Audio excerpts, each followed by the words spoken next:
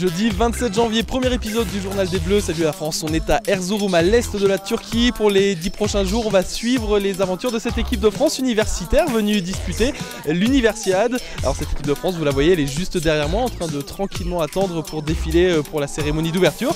Et bien alors nous, en attendant cette cérémonie, on vous propose de vous briefer un petit peu avec Tommy Ambert sur cette Universiade. Après l'Universiade d'été à Izmir, la Turquie accueille cette fois-ci celle d'hiver. Et c'est à Erzurum que ça se passe. Située à 1945 mètres d'altitude à l'est du pays, c'est ici que les 57 délégations vont essayer de décrocher le plus de médailles. Les infrastructures sont très bien.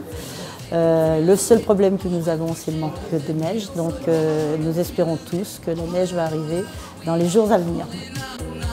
Et de la neige, il en faudra pour ces 2500 sportifs étudiants, dont 40 Français. Pour ces Frenchies inscrits dans 6 disciplines, les objectifs sont clairs. Alors cette équipe de France vient chercher des médailles. Soyons clairs, nous ne sommes pas venus là pour faire de la figuration. Nous avons un objectif très précis, c'est de faire mieux qu'à Harbin il y a 2 ans. Et il y en a un dont les chances de médaille sont élevées, c'est Thibaut Fauconnet. Récent quintuple médaille d'or au championnat d'Europe en short track, c'est l'un des favoris de sa discipline. Ce que j'attends moi ici, je pense que je ne vais pas faire beaucoup de courses. C'est-à-dire que je vais faire qu'une seule distance, je pense. On en a 3 en short track et on peut courir les 3 si on veut. Et vu que les Europes ont été un peu durs quand même pour moi, ensuite il y a la Coupe du Monde à enchaîner derrière. Je pense que je vais courir une seule distance ici, donc le but ça va être de la gagner quand même. Moi dès que je mets la combinaison c'est pour gagner. Quand on est sur la glace, on ne fait pas une course pour la perdre dans tous les cas. Donc c'est aussi simple que ça. Ces récents très bons résultats ont fait de lui le porte-drapeau de la délégation française, responsabilité dont il est très fier. La manière dont est choisi le porte-drapeau en France, c'est un peu de manière l'athlète le plus représentatif, on va dire, en termes de résultats, en termes de son potentiel. Donc je suis honoré de pouvoir porter le drapeau. Et nous voilà dans ce grand stade d'Erzurum où il s'est mis à franchement neiger. On est en plein cœur de cette cérémonie d'ouverture de l'Universiade. Alors ce que je vous propose maintenant, c'est un petit flashback. On va revenir en arrière pour revivre la soirée de cette équipe de France dans cette cérémonie d'ouverture.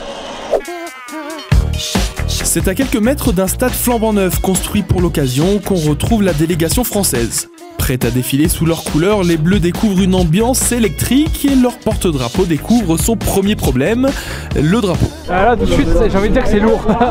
Mais non, je suis ravi. Et là ça a l'air immense, il y a du bruit, c'est trop bien. Après quelques minutes, c'est donc le grand moment et 25 000 personnes qui font du bruit, ça peut parfois impressionner.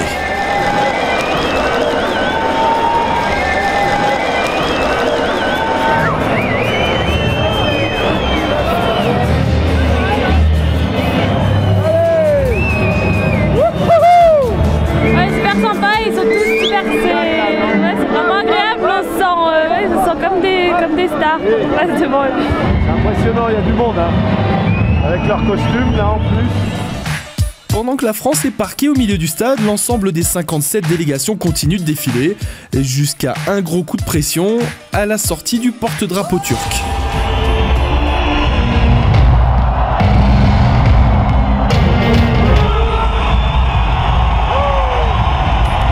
C'est impressionnant, c'est la première pour moi et c'est sûr que ça fait bizarre, mais c'est super sympa. J'ai pas compris. Quand la Turquie est rentrée, le stadium, tout le monde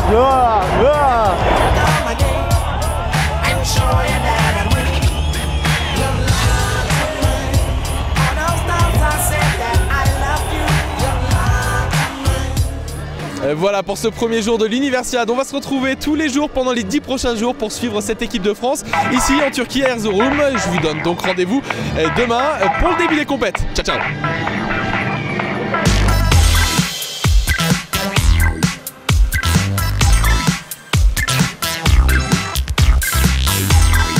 Ici en Turquie, je vous donnerai